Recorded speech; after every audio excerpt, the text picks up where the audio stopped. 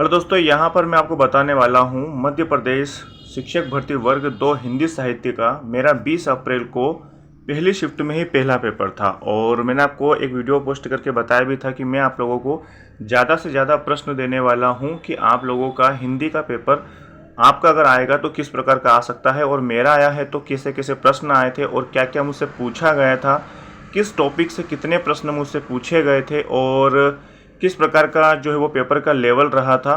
ये सारी चीज़ें मैं आपको यहाँ पर बताने वाला हूँ। तो मैं कल किसी कारणवश जो है वो वीडियो पोस्ट नहीं कर पाया था, क्योंकि मैं कल काफ़ी समय तो ट्रेन में था और उसके बाद में जब पूरा समय में अब थक गया और नींद की वजह से मैं कल रात को वीडियो भी पोस्ट नहीं कर पाया। तो आज आपको मैं वीडियो बनाकर बता रहा हूँ कि मुझे कितने प्रश्न पूछे गए हैं और सेंटर जाने में क्या क्या समस्याएं आ सकती हैं और आपको सेंटर पे क्या क्या ले जाना चाहिए, वहाँ पर सबसे ज़्यादा कंपलसरी क्या चीज़ है और क्या ले जाना चाहिए और कौन कौन सी चीज़ें आपको नहीं ले जाना है, ये सारी चीज़ें मैं आपको बता दूंगा। और साथ ही आपको मैं कुछ क्वेश्चंस बिल्कुल हूबहू बता दूंगा। मैंने सारे क्वेश्चंस याद रखने की कोशिश की है और लगभग मैं आपको 25 से 30 प्रश्न यहाँ पर बताने वाला हूँ कि कौन से प्रश्न पूछे गए थे और क्या इसमें पूछा गया था। तो पूरी कोशिश रहेगी कि क्या चीज़ें हैं, और अगर आप लोगों को देखना है कि कौन कौन से प्रश्न पूछे गए थे और किस टॉपिक से कितने प्रश्न आए थे, तो यहाँ पर आप इस वीडियो को देख लीजिएगा।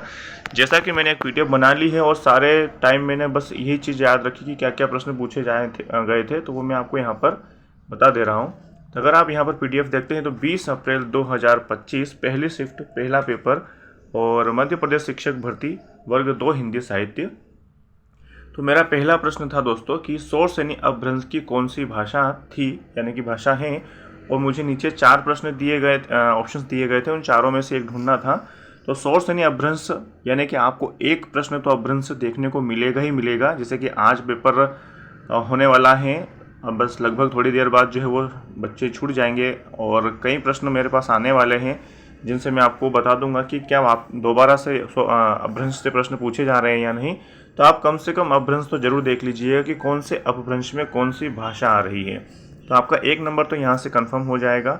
और ग्रामर का प्रश्न थोड़ा ज़्यादा पूछा गया है दोस्तों इसके अंतर्गत, तो देख लीजिए, थोड़ी ग्रामर को रीड कर लीजिएगा। यानी कि 1 से लगाकर 10 तक की जो इकाई है उसको अच्छा से पढ़ के जाइए और जितने हो सके उतने क्वेश्चंस लगा लीजिए आप, ताकि अगर आप क्वेश्चन ज़्यादा लगा लेंगे तो उससे होगा ये कि आप लोगों का क्वेश्चंस वहाँ पर सोल्व करने का जो है वो आप लोगों को थोड़ा सा टेक्निक मिल जाएगी कि आप लोगों को क्या करना है, क्योंकि प्रश्न जो थोड़े घुमावदार भी पूछे गए हैं। और जितनी भी कहानियाँ हैं जैसे कि गोदान है, गबन है, आत्मकथा वगैरह, इन सब के बारे में अगर आप थोड़ा सा कहानी सुनकर अगर चले जाएंगे तो कहानी के अंदर से 2-3 प्रश्न पूछे गए हैं। जैसे कि मैं आपको आगे बता दूंगा। तो थोड़ा कहानी को सिर्फ सुन लीजिए, यूट्यूब वगैरह पे आप लोगों को अगर कहानी सुन लेंगे ना तो उसके अंदर से जो प्रश्न पूछे गए वो आप आसानी से हल कर पाएंगे। अभी मैं बताऊंगा 2 प्रश्न ऐसे थे जो कहानी के अंदर डीपली में पूछे गए थे। तो देख लीजिए, एक प्रश्न ये था और दूसरा था कि गोदान से 3 या 4 प्रश्न पूछे गए थे। जो गोदान लिखा गया है उसके अंदर से ही 3-4 प्रश्न पूछे गए थे। तो देख लीजिएगा, आप थोड़ा पढ़ लीजिए और काफ़ी ज़्यादा अच्छा रहेगा, ताकि आप डीपली पढ़ के जाएंगे तो आपके कम से कम 5 से 6 नंबर तो आसानी से कवर हो जाएंगे। और कुछ नहीं है, कहानी आपको सिर्फ 5 से 10 मिनट के अंदर आप सुन लोगे। यूट्यूब पर आपको बहुत सारे वीडियोस मिल जाएंगे, जितने भी आपको ये टॉपिक दिए गए हैं, गोदान, गबन वगैरह, तो वापसी है, तो ये सारे आप थोड़ा सा सुनकर भी जाएंगे ना तो बहुत अच्छा रहेगा, आपके लिए बहुत आसान रहेगा। देख लीजिए, संधि से 3 या 4 प्रश्न पूछे गए थे। तो यण संधि और अयादि संधि से 2-1 प्रश्न बने थे और संधि विच्छेद भी पूछा गया था। तो संधि से थोड़ा देख लीजिए, क्योंकि संधि टॉपिक भी पढ़ा है और बड़ा इजी पड़ता है, सरल पड़ता है। आप थोड़ा सा इस पर फोकस कर लीजिएगा। धर्मात्मा में कौन सी संधि है देख लीजिए, तो ये भी प्रश्न पूछा गया था मुझसे। स्वच्छंद का संधि विच्छेद पूछा गया था। न्यून में संधि विच्छेद क्या होगा न्यून का, वो हमसे पूछा गया था। उपसर्ग और प्रत्यय भी आए थे दोस्तों। 2 प्रश्न थे जो प्रत्यय उपसर्ग से थे और 1 या 2 प्रश्न प्रत्यय से भी थे दोस्तों। तो उपसर्ग प्रत्यय थोड़ा पढ़ के जाइएगा, कौन सा प्रत्यय लगाने से, कौन सा शब्द लगाने से क्या बन सकता है, किसका विलोम शब्द बन सकता है। प्रत्यय से कुछ इस प्रकार का प्रश्न पूछा है, तो थोड़ा घुमावदार था। खूनी हस्ताक्षर किसकी रचना है, ये पूछा गया था। देख लीजिएगा थोड़ा सा इन चीज़ों को, रचना पूछी गई है एक। और आत्मकथा से 2 या 3 प्रश्न पूछे गए थे। अंतर पूछा गया था आत्मकथा में क्या होता है, मतलब आत्मकथा क्यों लिखते हैं, या आत्मकथा का सार क्या होता है, ये पूछा गया था। और एक पत्र से प्रश्न पूछा गया था कि पत्र के अंदर क्या क्या निहित हो सकता है। तो बहुत सारी चीज़ें होती है उसके अंदर, जैसे एड्रेस वगैरह देना पड़ता है और जो उसका मूल भाव है, विषय हैं, ये सारी चीज़ें होनी चाहिए। तो वो आप देख लीजिएगा पत्र के अंदर क्या क्या निहित होना चाहिए। तो ऑप्शन के बेस पे आपका जो है वो आंसर होना चाहिए। तो ऑप्शन बदल भी सकते हैं आपके समय में, अगर जब भी आपका पेपर में प्रश्न पूछा जाएगा तो। और उपन्यास से 2-3 प्रश्न पूछे गए थे कि उपन्यास में क्या होता है, उपन्यास में अंतर पूछा था। तो आत्मकथा में से भी पूछा गया था, तो ये देख लीजिएगा। संस्मरण से भी क्वेश्चन पूछा गया था थोड़ा सा, वो भी देख लीजिएगा। और वापसी कहानी से 2 या 3 प्रश्न पूछे गए थे। जैसे कि एक प्रश्न पूछा गया था कि नीचे लिखा है जैसे कि मैं यह खाना नहीं खाऊंगा, ये किसने कहा गया था, किससे मतलब किसने कहा था ये। तो ऑप्शन दिए गए थे, तो उसमें आप देख लीजिएगा। और ऑप्शन तो मुझे सारे याद नहीं है, लेकिन जैसे गजोदर बाबू, उनके 2 बाबू और 2 उनके जो पुत्र थे, उनके नाम भी दिए गए थे, और उनके एक नौकर का नाम क्या था वो मैं भूल गया अभी। तो ये 4 ऑप्शंस थे, तो उसमें से आप देख लीजिए। अगर आप कहानी सुनकर जाएंगे, थोड़ा सा दिमाग में बिठा कर जाएंगे, तो आपके कौन सा भी प्रश्न आपका छूटने वाला नहीं है। और अगर आप थोड़ा सा मतलब इसको ध्यान देते हैं, तो आप जो है वो दोस्तों कम से कम 80 से 85 नंबर तो ईजीली कवर कर पाएंगे। इतना स्कोर आप बिल्कुल बहुत आसान तरीके से बना पाएंगे। और अगर आप लोगों का थोड़ा डीपली नॉलेज है, तो मैं गारंटी बता दूं कि आप लोग जो है वो 90+ करके आएंगे। और ये स्कोर बहुत अच्छा स्कोर रहेगा आप लोगों के लिए, क्योंकि लोगों के नंबर अगर आप देखेंगे सेंटर पे, मैंने काफ़ी लोगों से पूछा और बातचीत की, तो 50 से ऊपर शायद ही कोई मिल रहा था। 2-3 लोगों के नंबर थे। एक लेडी थी जिनकी तैयारी काफ़ी समय से थी, बहुत ज़्यादा समय से थी, आप समझ लीजिए 3-4 महीने से वो पढ़ाई कर रहे हैं, और काफ़ी टेस्ट सीरीज लगा रखी उन्होंने, और बहुत अच्छे कोर्स उन्होंने कंप्लीट किए हैं यूट्यूब वगैरह से लेकर, इधर उधर से कंप्लीट करके उनका 83 नंबर आया है। और एक का 77 था और एक का 75 था। इन लोगों ने जो प्रैक्टिस सेट काफ़ी लगाए थे, काफ़ी टेस्ट सीरीज इन्होंने लगा रखी थी, तो उससे इनका स्कोर जो काफ़ी ज़्यादा इंक्रीज़ हो गया था। अगर आप लोगों के पास अब तो समय नहीं है, क्योंकि अब 1 या 2 दिन में बस आपका हिंदी सब कुछ खत्म हो जाएगा, उसके बाद में आपका सामाजिक विज्ञान शुरू हो जाएगा। तो आप सामाजिक विज्ञान की अगर तैयारी कर रहे हैं, अगर आप लोगों का एक और पेपर है सोशल साइंस का, तो आप उसकी जो है वो टेस्ट सीरीज लगाना शुरू कर दीजिए। उसके लिए आपको कुछ नहीं खरीदना है, आपको यूट्यूब पर बहुत सारे वीडियोज़ मिल जाएंगे। आप वहाँ जाकर जो वो ईजिली किसी भी वीडियो को उठाकर जो उसकी प्रैक्टिस चालू कर दीजिए। और यहाँ पर समास पूछा गया था, देख लीजिए लिपने पोतने में कौन सा समास है। तो मैंने यहाँ पर इसका जो है वो उत्तर लगाया था द्वंद्व समास, क्योंकि योजक चिन्ह का उपयोग किया गया है। अगर आप यहाँ देखते हैं तो कारक चिन्ह से 3-4 प्रश्न पूछे गए थे, कुछ नहीं, आपको सिर्फ विभक्ति आनी चाहिए। आटो के आटो कारक की विभक्ति अगर याद है आपको, तो आप लोगों का सारा प्रश्न बन जाएगा विभक्ति से लेकर। और नीचे अगर आप देखेंगे तो हे हो अरे किस कारक की विभक्ति है, देख लीजिए मैंने आपको ये भी बता दिया है क्वेश्चन। और तुम जहाँ रहो खुशी से रहो में कौन सा कारक है, तो यहाँ पर ये जो से दिख रहा है आपको इसकी विभक्ति पकड़ना है। तो कर्ता ने कर्म को करण से, बाकी तो किसी में दिख नहीं रहा था, तो मैंने तो करण लगाया था, बाकी अगर आप तो देख लीजिएगा आपके हिसाब से। और एक प्रश्न पूछा गया था पर्यायवाची, और समानार्थी शब्द से भी पूछे गए थे, वो मैं आपको भी आगे बता दूंगा समानार्थी प्रश्न किस प्रकार का पूछा गया था। बड़ा सरल था, सिंपल था। और बेल का पर्यायवाची नहीं है, यह प्रश्न पूछा था। तो आप देख लीजिएगा पर्यायवाची को अगर आप थोड़ा सा पढ़ के जाएंगे तो बहुत आसान प्रश्न पूछेगा, ज़्यादा नहीं, आपको बहुत ईजी क्वेश्चन आएंगे। और पर्यायवाची को थोड़ा देख लीजिएगा, अगर आपका 1-2 प्रश्न आपको अगर लगता है, ये अगर आपने पर्यायवाची पहले पढ़ रखे हैं तो आप मत पढ़िएगा, क्योंकि आपका बहुत आसान क्वेश्चन आएगा और आप इजीली कर पाएंगे। और अतिसार में अति क्या है, 3 ऑप्शंस मुझे याद रह गए हैं, चौथा याद नहीं रहा है। तो अतिसार में अति क्या है वो आप देख लीजिएगा। और सपूत में क्या जोड़े कि विलोम बन जाए, तो विलोम शब्द से भी 2 प्रश्न मुझे याद आ रहे हैं, लेकिन मुझे सिर्फ एक ही याद रहा है, हो सकता है एक और होगा, लेकिन अभी याद नहीं आया था, तो मैंने इसमें PDF में शामिल नहीं किया है। प्रेमचंद की निम्न में से कौन सी रचना नहीं है, ये पूछा था, देख लीजिएगा। नहीं वाला प्रश्न भी 2 तरीके से आ चुके हैं, एक पर्यायवाची नहीं है ये पूछा है, और दूसरा प्रेमचंद की निम्न में से कौन सी रचना नहीं है। क्योंकि अब जैसे जैसे शिफ्ट आगे बढ़ती जाएगी और पेपर बढ़ते जाएंगे, उसमें अधिकतर आप क्वेश्चंस आपको नहीं वाले ही मिलेंगे। ये पहले भी एग्जाम में हो चुका है इस प्रकार का, तो देख लीजिएगा, ताकि आप लोगों को थोड़ा क्वेश्चन घुमावदार मिले और आपको क्वेश्चंस जो कंफ्यूज करने वाला दिया जाए, इस प्रकार के क्वेश्चंस बनने वाले हैं अब आगे। एक क्वेश्चन पूछा गया था प्रकाशन से कि निम्न में से कौन प्रकाशित करता है, और एक नाम दिया था, वो याद नहीं आया है मुझे, लेकिन थोड़ा कोशिश की थी मैंने उसको काफ़ी समझने की, पर अभी मुझे याद नहीं आया था, तो मैंने उसको नहीं लिखा है। संस्मरण और आत्मकथा में अंतर पूछ लिया था, इसी प्रकार से उपन्यास और आत्मकथा से रिलेटेड भी एक क्वेश्चन था। तो देख लीजिए क्या इन चीज़ों की विशेषताएं होती हैं और क्या इनमें रहता है। वो आप थोड़ा सा देखेंगे तो अगर आपको ये क्वेश्चंस इजीली आपसे हल हो पाएंगे। आत्मकथा किसे कहते हैं? तो इस आत्मकथा में क्या होता है, मतलब जो स्वयं की कथा लिखता है, जो स्वयं के अनुभव और जो समस्या रहती है उनको, या किस चीज़ का भी उनको थोड़ा नॉलेज रहता है, तो वो सारी चीज़ें उसके अंतर्गत दिखाते हैं। तो ये आत्मकथा का एक सार है। अगर आप थोड़ा और डिटेल में पढ़ लेंगे तो अच्छा रहेगा, क्योंकि आपको क्वेश्चन अब नया देखने को मिलेगा। निम्न में से कौन सी जो वो आश्रित भाषा है, ये प्रश्न पूछा गया था, और ये 2 बार प्रश्न पूछ लिया था और घुमावदार था, और ऑप्शन थोड़े चेंजेस थे। अगर आप थोड़ा दिमाग लगा लेंगे तो आपको पकड़ में आ जाएगी ये चीज़। और मतलब जाहिर सी बात है, आपको जो ल्यूसेंट में अगर आप देखते हैं तो जो पहला चैप्टर है हिंदी भाषा का, वो अगर आप हिंदी भाषा का विकास अगर आप पढ़ लेते हैं तो आपका जो वो काम बन जाएगा। अगर आप हिंदी भाषा से जो अनुसूचियाँ हैं, उसके जो भाग किस भाग में हैं, उसके जो वो अनुच्छेद हैं, कौन कौन से जो पूछे जाते हैं, उनके अगर आप देख लेते हैं आर्टिकल वगैरह, तो वो आप अच्छा रहेगा, क्योंकि आप क्वेश्चन बदलेंगे तो कुछ इस प्रकार से ही बदलेंगे। नफीस शब्द का अर्थ क्या होता है, ये पूछा गया था, देख लीजिएगा।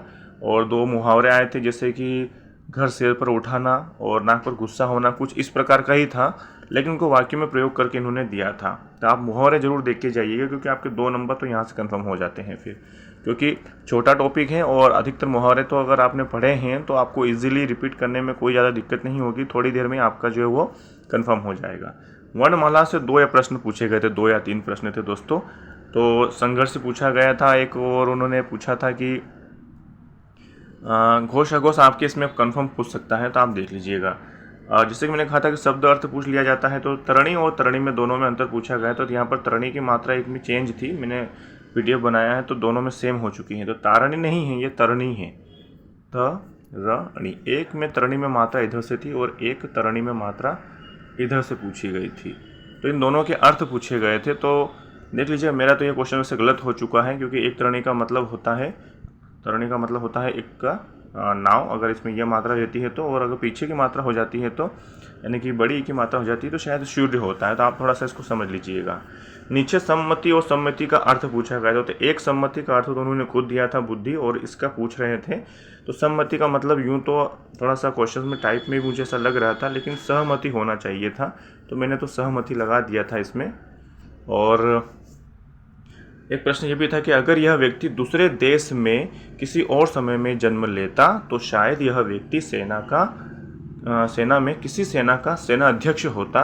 ये किसके लिए कहा गया है? तो ये वाक्य पूछा था, और ये किसके लिए कहा गया था, तो ऑप्शंस दिए गए थे। थोड़ा इस प्रकार का ये प्रश्न था, लेकिन मुझे हूबहू ये लाइन याद रह चुकी थी, तो मैंने आपके लिए यहाँ पर बना दी है। विभत्स रस जो है वो विभत्स रस का कौन सा रंग होता है, ये पूछा गया था। विभत्स रस का कौन सा रंग होता है, ये पूछा गया था। और एक पूछा था कि शोक, क्वेश्चन था कि शोक का जो है वो स्थायी भाव क्या होता है, शायद करुण भाव का पूछा था।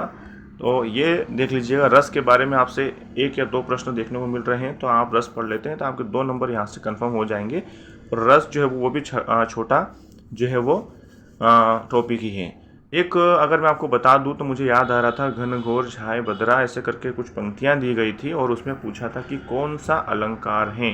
तो अलंकार बड़ा जो वो सिंपल पूछा गया था।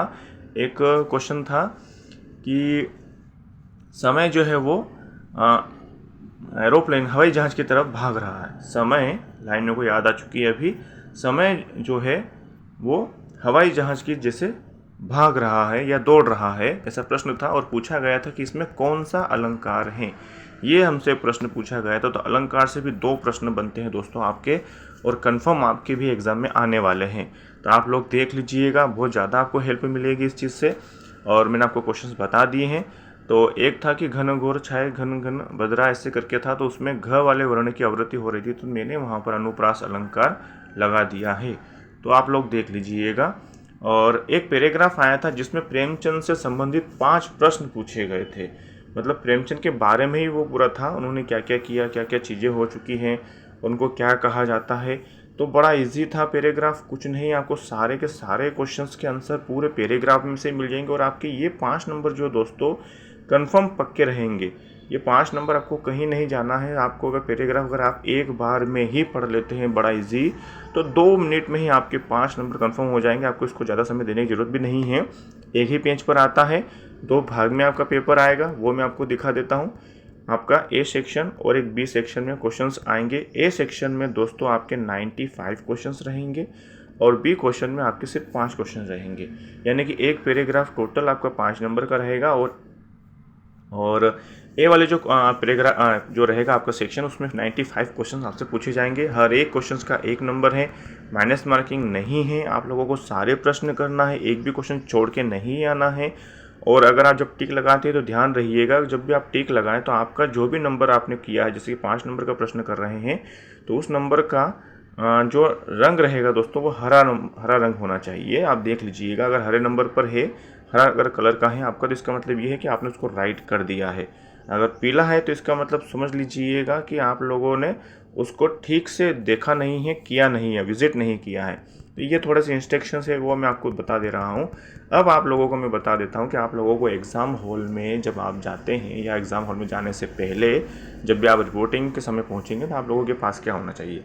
सबसे पहले तो जो आपका ESB से आपने जो प्रवेश पत्र डाउनलोड किया है वो होना चाहिए, यानी कि एडमिट कार्ड आपके पास होना चाहिए बस। और उसके बाद में कोई भी एक आइडेंटिटी होनी चाहिए आपके पास में, चाहे तो आप आधार कार्ड ले जाएं, पैन कार्ड ले जाएं, वोटर ID ले जाएं, लेकिन ओरिजिनल ले जाना दोस्तों, क्योंकि मेरे साथ में एक भाई ऐसा आया था जिसने जो है वो एक कलर फ़ोटो प्रिंट करवा के, फ़ोटोकॉपी निकलवा के उसको चिपका कर दोनों तरफ से वो इस प्रकार से लाया था। हालांकि वो था सही, बिल्कुल वही व्यक्ति था, उसी का आधार कार्ड था, बट उसका हो सकता है किसी कारणवश उसने जो है वो रह गया होगा, तो जल्दबाजी में उसने वो वाला उठा लिया और उसको काफ़ी परेशानियां हुई। कम से कम 10-15 मिनट तक उससे बातचीत की गई, चर्चा की गई और फिर जाके उसको एग्ज़ाम में बैठने दिया। हालांकि सही था, सब लोगों को पता था कि सही बता रहा है, पर उनका भी वाजिब क्वेश्चन है कि आप लोग ओरिजिनल क्यों नहीं लेकर आए। ओरिजिनल लेकर आना चाहिए, फिर इसका फ़ोटो वगैरह मैच किया, तब जाके उसको कंफर्म हुआ कि हाँ यही बंदा है, तो उसको फिर एग्ज़ाम में बैठने दिया है। दूसरा कि अगर आप लोगों के पास में कुछ घड़ी या अंगूठी भी है, कड़ा है, अगर आपको हाथ में पहन रखा है, अगर आपने किसी भी प्रकार का, चाहे आपके पास चांदी का हो, सोने का हो, तो आपको वो खोलना ही पड़ेगा। और ऐसी रिस्क आप मत लीजिएगा कि आप लोगों को बैग में रखना पड़े, क्योंकि इतनी महंगी चीज़ आपको नहीं ले जाना चाहिए। आप घर से ही ये सारी चीज़ें निकाल कर जाएं, ताकि आप लोगों को टेंशन ही ना रहे एग्ज़ाम में जब आप बैठे तब कि हमारे बैग में सामान पड़ा है, ये वो आपके दिमाग में नहीं चलना चाहिए। क्योंकि अगर ऐसा चलता रहेगा तो आप लोगों का एग्ज़ाम, फिर आप सोच लीजिए कि आप लोगों का माइंड डाइवर्ट होता रहेगा बार बार, तो आप कॉन्सनट्रेट नहीं कर पाएंगे। तो ये सारी चीज़ें घर पे रख कर जाओ, जितना भी है सब कुछ, अंगूठी वगैरह या आपने कुछ गले में पहन रखा है, सब कुछ छोड़ के चाहिए घर पे। और महिलाओं में एक समस्या यह आई है दोस्तों कि उन्होंने जो क्लेचर वगैरह पहन रखे थे मेटल के या प्लास्टिक के, वो भी उनसे निकलवा दिए गए हैं। तो देख लीजिएगा, अगर हाथ में आपने कुछ ऐसा धागा वगैरह बांध रखा है तो वो खुलवा दिया था उन लोगों से। जूते आपको चेक करे जाएंगे, आपके जो भी कपड़े हैं उनमें किसी प्रकार का कोई मेटल की चीज़ लगी नहीं होनी चाहिए, जैसे कि बहुत सारों के इसमें रहता है अलग अलग प्रकार की, तो वो चीज़ें भी नहीं होनी चाहिए। तो आप सिंपल कपड़े पहनकर जाओ, सिंपल इजी से अच्छे से एग्ज़ाम दो मस्त, और 95+ स्कोर बनाओ ताकि आप लोगों का सिलेक्शन अच्छे से हो जाए। तो बस आप लोगों को यही चीज़ें ले जानी है और ध्यान रखिएगा, बिल्कुल अच्छी तरीके से एग्ज़ाम दीजिएगा। और आप लोगों को बहुत बहुत बधाई अगर आप लोग अच्छे से नंबर ला रहे हैं, पढ़ाई कर रहे हैं तो। और 90+ स्कोर कीजिए दोस्तों, ईजिली आपका सिलेक्शन हो जाएगा। 90+ बहुत कम लोग टच करेंगे, और जब भी मेरिट लिस्ट बनेगी तो भैया इतनी ही बड़ी नंबर की बननी है। तो अगर आप लोगों को जॉब चाहिए, इसके अंदर एक जगह चाहिए, तो 90+ तो होना ही चाहिए आप लोगों का। तो ये बहुत अच्छा है। और उसके बाद में अगर आपके पास गेस्ट में हैं अगर आप, तो आप लोग बिल्कुल निश्चिंत रहिएगा कि अगर आप 90+ कर गए हैं तो आप लोगों की जॉब निश्चित तौर पे आपको मिल जाएगी। तो ये एक छोटा सा मैंने आपको रास्ता दिखाया है कि आप किस प्रकार से इसको कर पाएंगे और किस चीज़ों से आपको फोकस करना है, क्या आपको पढ़ना है, ये आपके सामने मैंने सब कुछ रख दिया है। तो बहुत बहुत धन्यवाद आप लोगों को, आपने वीडियो को यहाँ तक देखा, और अपने दोस्तों के साथ में शेयर कर दीजिए जो भी इनको देखना चाहते हैं, जिन लोगों का पेपर है हिंदी का। और इस प्रकार की जानकारी देखने के लिए आप हमसे जुड़ सकते हैं, चैनल को सब्सक्राइब कर सकते हैं, नोटिफिकेशन बेल को ऑन कर लीजिएगा। जैसे आप नोटिफिकेशन बेल को ऑन करेंगे तो उसमें ऑल को सिलेक्ट कर लीजिए, ताकि आप लोगों को हर एक वीडियो की जानकारी समय समय पर मिलती रहे। तो मिलते हैं दोस्तों अगली वीडियो में, धन्यवाद।